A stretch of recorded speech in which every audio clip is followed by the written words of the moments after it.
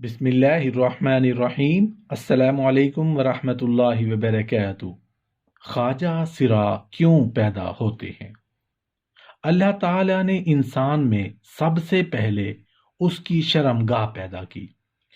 پھر اسے فرمایا یہ تیرے پاس میری امانت ہے، اسے اس کی حق کی جگہ پر رکھنا۔ اللہ پاک نے بچہ دان پیدا کیا، آلات مباشرت پیدا کیے، مردوں کی پشت اور عورتوں کے سینہ میں اولاد کا بیج پیدا کیا، شہوت کو مرد اور عورت پر مسلط کیا۔ اللہ پاک نے نیک اعمال کے بدلے میں نعمتوں کی بارش اور برے اعمال کے بدلے میں عذاب دینے کا وعدہ فرمایا ہے۔ بے شک اللہ کا وعدہ پکا اور سچا ہے۔ بے شک اللہ نے انسانوں کے جوڑے بنائے تاکہ وہ ایک دوسرے کے لیے سکون کا سامان مہیا کر سکیں۔ شریعت میں بیوی سے ہم بستری یعنی مباشرت کرنے میں دن اور وقت کی کوئی قید نہیں۔ میاں بیوی باہمی رضامندی سے جب چاہیں اس شرعی فریضہ کو سر انجام دے سکتے ہیں، لیکن اللہ کے حکم کے مطابق ہم بستری کریں گے تو انعام سے نوازا جائے گا، اور اگر اس کے حکم کے خلاف کریں گے تو اس کی منشا اور اس کی مرضی کے مطابق عذاب نازل کیا جائے گا۔ اللہ تعالیٰ اور اس کے رسول صلی اللہ علیہ وآلہ وسلم نے اس بات سے منع فرمایا ہے کہ آدمی حالت حیض میں اپنی بیوی سے ہم بستری کرے، مگر ہوتا یہ ہے کہ اللہ تعالیٰ اور اس کے رسول صلی اللہ علیہ وآلہ وسلم کے حکم کی پرواہ نہ کرتے ہوئے جب کوئی شخص اپنی بیوی سے حالت حیض میں مباشرت کرتا ہے تو شیطان مرد سے سبقت یعنی پہلے کرتے ہوئے اس کی بیوی سے ہم بستری کر لیتا ہے۔ اگر اس صورت میں حمل رہ جائے یعنی حمل قرار پا جائے تو پیدا ہونے والی اولاد مخنث، ہجڑے یا خواجہ سرا پیدا ہوتی ہے۔ ام المومنین حضرت ام سلمہ رضی اللہ عنہا سے روایت ہے کہ نبی کریم صلی اللہ علیہ وآلہ وسلم ان کے پاس تھے، اسی دوران گھر میں ایک مخنث موجود تھا جس نے ام المومنین حضرت ام سلمہ کے بھائی حضرت عبداللہ بن ابو امیہ سے کہا،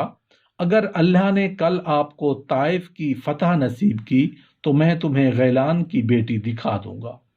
جب وہ سامنے آتی ہے تو 4 بال پڑتے دکھتے ہیں اور جاتے جاتے 8۔ یہ سن کر نبی کریم صلی اللہ علیہ وآلہ وسلم نے فرمایا کہ اس طرح کے لوگ تم عورتوں کے پاس نہ آیا کریں، یعنی ان سے پردہ اختیار کیا کرو اور انہیں گھروں میں داخل نہ ہونے دیا کرو۔ اس مخنث کا نام حیت بیان کیا گیا ہے۔ حیت مخنث نے چونکہ ان کی بیٹی دیکھی ہوئی تھی یا اپنے کسی ہم جنس سے اس کے بارے میں سن رکھا تھا، اس نے رسول اللہ صلی اللہ علیہ وآلہ وسلم اور ام المومنین حضرت ام سلمہ رضی اللہ عنہا کی موجودگی کا بھی احساس نہیں کیا، اور حضرت ام سلمہ کے بھائی کے سامنے حضرت غیلان کی بیٹی کے حسن کی تعریف شروع کر دی۔ عربوں کے ہاں چونکہ مناسب حد تک موٹی عورت پسند کی جاتی ہے، اس لیے اس نے کہا کہ جب وہ سامنے آتی ہے تو 4 بل پڑتے دکھتے ہیں اور جاتے ہوئے 8، یعنی آتے ہوئے چربی کی 4 تہیں دکھتی ہیں، اور جب پیٹھ پھیر کر جاتی ہے تو 8 عورتوں کی طرح کے لباس پہننے والے اور باقی چیزوں میں مشابہت اختیار کرنے والے لوگوں کا گھروں میں آنا جانا شرعاً منع ہے، اور اس طرح کے اخلاق باختہ لوگوں سے بیوی اور بچیوں کو دور رکھنا ضروری ہے۔ اس کی وجہ ظاہر ہے کہ بے شک یہ مرد مخنث تھا، لیکن اس نے حضرت غیلان کی باپردہ بیٹی کا ایسا حلیہ پیش کیا کہ گویا سامنے کھڑی ہے۔ حافظ ابن حجر عسقلانی نے اس کے مزید 2 جملے روایت کیے ہیں کہ مجھے نقل کرتے حیا آتی ہے کہ گویا سامنے کھڑی ہے۔ حافظ ابن حجر عسقلانی نے اس کے مزید جملے روایت کیے ہیں کہ مجھے نقل کرتے حیا آتی ہے کہ گویا اس نے بے لباسی میں تصویر اتار کے سامنے رکھ دی ہے، کیونکہ ایسے لوگوں کی اکثریت بے پردہ اور گندی ذہنیت کی مالک ہوتی ہے، لہٰذا وہ لوگ جنہیں اپنی بیٹیوں اور بیویوں کی عزت عزیز ہے ان کے لیے اللہ کے رسول صلی اللہ علیہ وآلہ وسلم نے یہ حکم فرمایا ہے کہ ایسے لوگوں کو گھروں میں عورتوں کے پاس آنا غیرت کے منافی اور باہر سے گندگی لا کر اپنے کپڑوں پر ڈالنے کے مترادف ہے، جبکہ میری قوم بچے کی پیدائش پر خود بلا کر آتی ہے اور جب شیطان گھر میں بس جاتا ہے تو پھر روتی ہے۔ حضرت سالم بن عبداللہ بن عمر نے اپنے والد حضرت عبداللہ بن عمر رضی اللہ عنہ سے روایت بیان کی ہے کہ رسول اللہ صلی اللہ علیہ وآلہ وسلم نے فرمایا، 3 بد نصیب لوگ ایسے ہیں کہ اللہ تعالی قیامت کے روز ان کی طرف دیکھنا گوارا نہیں کرے گا۔ والدین کا نافرمان اور ایسی عورت جو مردوں جیسا لباس پہنے یا وضاقتہ اختیار کرے،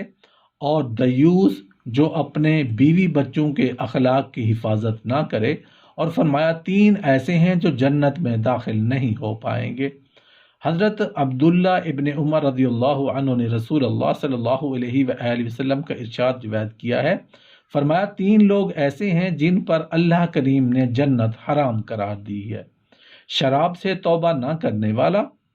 والدین کا نافرمان، اور دیوس جو اپنے گھر والوں کو ایسی چیزوں سے دور نہیں رکھتا جن سے اخلاق تباہ ہوتے ہوں اور جو برائی اور بے حیائی کے ذیل میں آتی ہے۔